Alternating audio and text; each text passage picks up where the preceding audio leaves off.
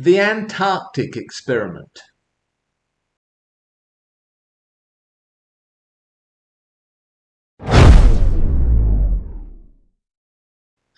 For those of you who may not be aware, during the last few days, and I'm recording this on the 18th of December 2024, a team of people has been down in the Antarctic undertaking an experiment.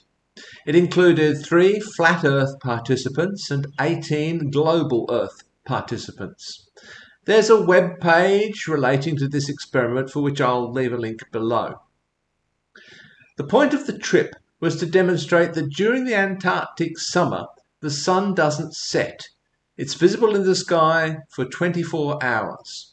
This is because of the way the Earth is tilted on its axis, with the South Pole tilted towards the sun during the southern summer. Bear in mind that flat earthers don't believe that the South Pole exists. They don't believe Antarctica exists, at least not as we understand it. Instead, they believe there is a wall of ice encircling the disk of the Earth, with the North Pole at the centre. Flat Earthism is very biased towards the Northern Hemisphere. Of course, they don't actually believe in hemispheres. Some flat earthers assert that access to Antarctica, insofar as anything by that name exists at all, is heavily restricted and that its true nature is concealed by governments and international organisations. They often refer to the Antarctic Treaty System, which regulates activities in the region, as evidence of a supposed conspiracy keeping people out, preventing them from proving the truth.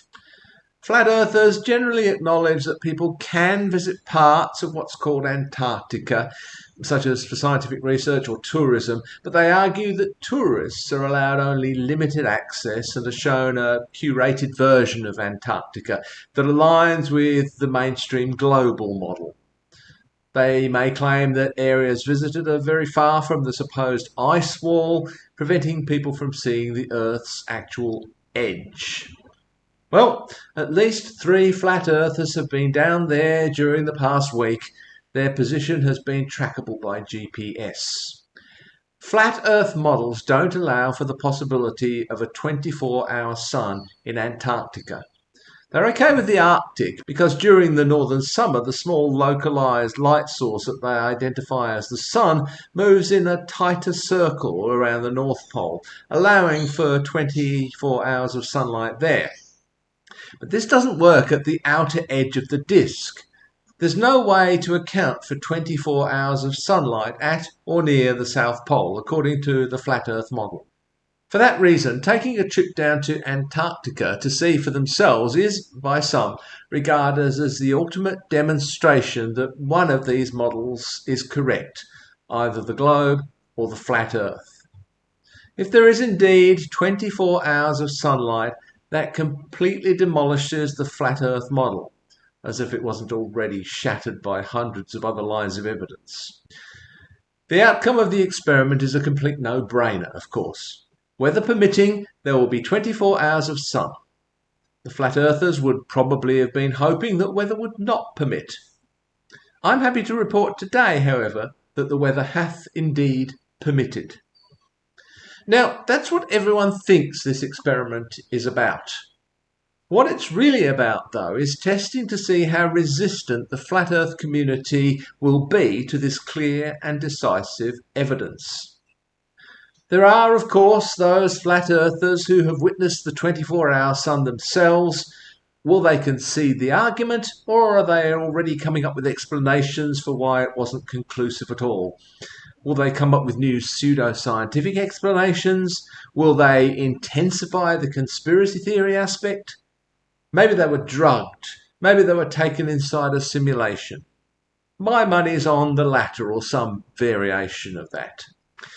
Then, of course, there are those who didn't attend themselves, but have to rely on the testimony of their co-believers who did. If, as unlikely as it seems, the flat earthers on the scene concede the argument, those who weren't there still have access to all the alternative science and the conspiracy theories, of course. But they also have the added option of saying that the flat earthers on the expedition are in the pay of the government or of the globalists or of someone. They either were never true flat earthists or they sold out to the globalists.